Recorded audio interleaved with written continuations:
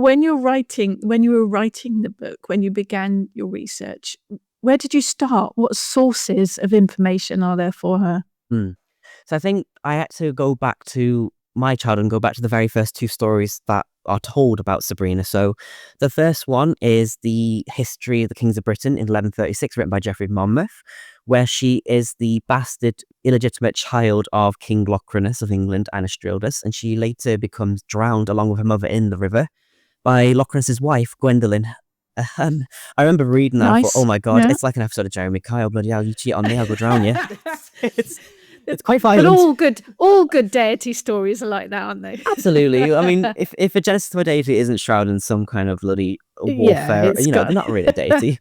And then she transforms into the goddess. And then later you go into the works of Bill Gwilym and Thomas Habington, and John Rhys as well, who recall this Welsh folklore aspect of a river nymph who was born to a mountain giant called Pym Limon. And we don't know where exactly that originates from. We don't actually know where that source is, but we do know it's part of the oral culture of Wales and wider. So she is the daughter of Pym Limon, along with her sisters, Rhedo and Gwy, also known as the rivers of Rhedo and the River Wye. Sometimes Rhedo is interchanged with Ystwyth, but the original is Rhedo. And you do find other river aspects as well, depending which source you write on. So there's rivers such as Mynach, Llyfnant, there's Dilas as well. So those are the two main aspects I want to draw upon, where they come from. And then later I went to etymology, where does her name come from? And trying to piece together the venerated practices of the ancient Celtic people and of the Norman people as well as the folklorical practices. So how ordinary people would have used the river in their daily life. So Sabrina was very much the component of the Industrial Revolution. So her river played a massive aspect on that. And I wanted to see how people would have interacted with the river and what stories would have been told. So that's when I found different aspects of folk magical practices where people would have gone to the river, such as Liminal Times, the Dusk to Dawn, and would have asked the river for the veneration. That's when I found different books and sources written from the archives in Shropshire and across Wales, where people would take bricks, funny enough, from the river and place them on their tables as a sort of way of protection from flooding. God knows why a brick. I mean, you do you. We love a resourceful person. And then I looked at the idea of syncretization as well, because although a lot of people like to argue the idea of pagan survivals, that certain Christian saints are pagan deities hiding, or they are dwelling beneath the surface, I wanted to really look into that aspect, because the one important contribution, I suppose, that can be found in the River Severn is the bestowment of about over 50, if not more, churches dedicated to the Virgin Mary. And I thought to myself, why Mary? Why her? And obviously Mary has these maritime epithets. She is, the Queen of the Sea, the Queen of the Star. Like she was very much practiced within, the sailor maritime culture.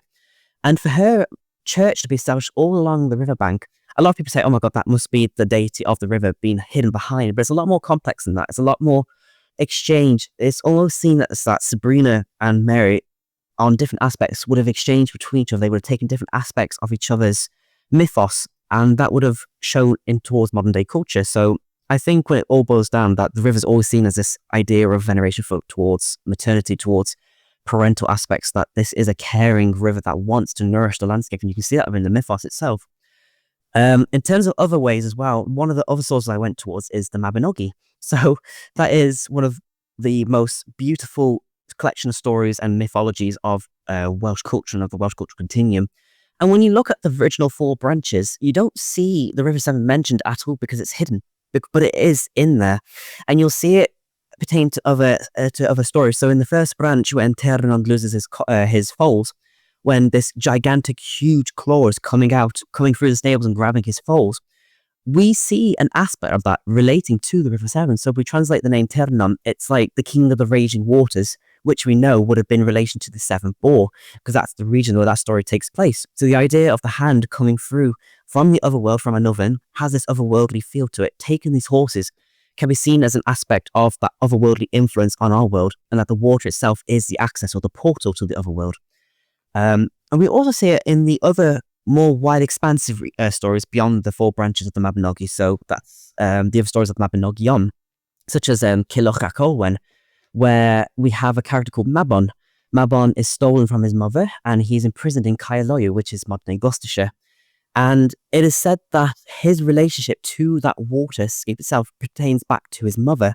So Modron is his mother, which means the divine mother, because we have that suffix at the end on, which means divinity. And a lot of writers in my research have shown that certain topographical aspects of the river, certain islands in the river, have this almost shape of a fecund woman with large bosoms and wide hips. So there's an argument that could have seen that the aspects of the landscape itself gave birth to the idea of divinity, the idea of Modron, the divine mother of Wales, being connected to the water itself. And we know Modron has this connection to Matrona, who is found in the River Marne, or I think I'm pronouncing that River Marne over in France.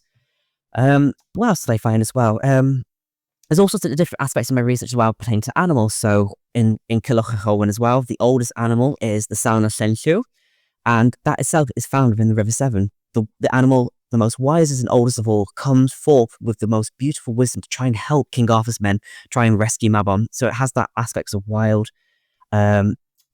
ingenuity to it as well. So yeah, there was a lot of different sources I went through, but to find them all, I really had to prick at them with a fine-tooth comb a little bit, because it's not quite there on the surface. You have to really dig deep and find everything to it in terms of ghost stories, in terms of folklore, in terms of ancient archaeology. I had to go to so many bloody museums and ask, hey, have you got anything on this goddess? And they looked at me like, what? Yeah, it's hard. In fact, one of the things I didn't include in my book, I kind of kicked myself on it now, and I'll mention it on the podcast as a little exclusive.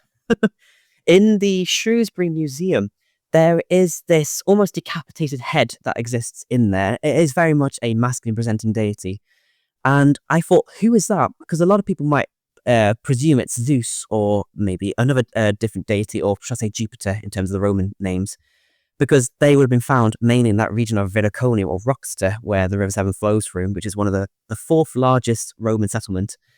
But when I was researching, going through the archives, I found a piece of writing going back to, I think, around the 20th century, of these men who gathered together and said, hey, this is a male divinity of the River Severn. And I thought to myself, oh my God, could this possibly be Nodens, who has formerly been thought of before being attached to the lower part of the Severn Bore, going extend all the way up to the River Severn towards Shropshire, and his presence being there. I thought, okay, we have another archaeological aspect here. I mean, it's not accurate, it's not like 100% conclusive, but it's something that we can feed through.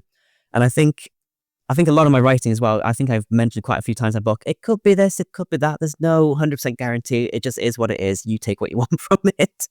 But in terms of resources, my lord, it was a headache to get through it all. Yeah, we do struggle, I think, in at least with Welsh deities, there is the Mabinogi. But with English deities, there's nothing. Yeah.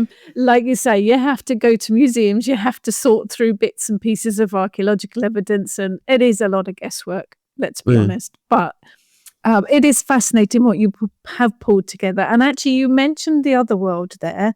Yes. Do you think there's a connection between Sabrina and the other world? Absolutely. Yeah, absolutely. So I think in certain stories coming from Welsh culture, we do see the presence of the River Severn being used as almost like a portal to another or to the other world. Because water always has that otherworldly presence. We see it. It's a ubiquitous force across all cultures and all beliefs that water is the gateway to divinity. But in terms of the specific locale, we see the River Severn connected to a character called Gwyn ap Nudd. So Gwyn ap Nudd is another Welsh deity. And funny enough, interestingly, so the name Gwyn ap Nudd translates to Gwyn, son of mist. So Nudd means mist. And Nudd comes to us from a long history of transformation of the name from all the way from Nodens, actually. So Nodens itself translates from mist to have that watery aspect of the mist, of that otherworldly feeling. And how it relates to the Severn. So in one of the resources that I found, we find an epithet that could be related to Gwyn ap Nudd, known as the Brenin Lloyd, or the Grey King, who is said to ride upon these misty mountaintops, especially round in Eryri, through Snowdonia, in the English language, or in Plinlimmon, which is where Sabrina originates from. So the idea of the Brenin Lloyd riding upon the hilltops around in these watery, bog, marshy places where the River Severn is connected to, has that otherworldly feeling. We also have otherworldly women attached to the Severn as well. So we have the witches of Caerloyw, who fight against King Arthur's men in another tale of the Mabinogion, attached to Gloucestershire and its proximity to the River Severn itself. And we also have that otherworldly ghost feel to it as well. My God, there's so many spirits attached to the River Severn, because unfortunately, the River Severn is a devastating force to be reckoned with, and a lot of people have lost their lives to the Severn.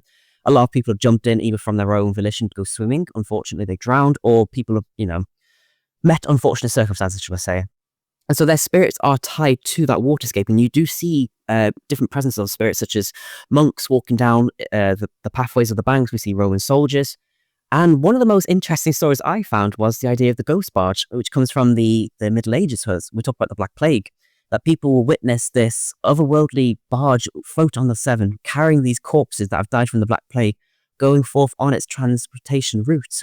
So it definitely has that otherworldly feeling to it, I definitely say. And I think, I probably should mention, because I've just off the top of my head just remembered, we find it in the triads. So in the Trioedd Ynys Prydain, which is the triads of the island of Britain, we find the presence of pigs related to the Severn. And one of the most famous of them is Henwen, who comes forth from the waters, and she bestows so beautiful agricultural gifts to South Wales, but devastating gifts to the north. So she gives birth to the Calf Palig, this monstrous cat that wreaks devastation.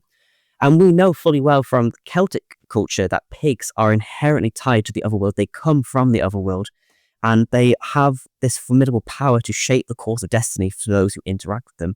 And the fact that Henwen, along with other pigs such as the Torch Troith from Cilwch ac Olwen as well, come from the River Severn. So they come from the islands, they go into the water to re-emerge back onto Welsh soil.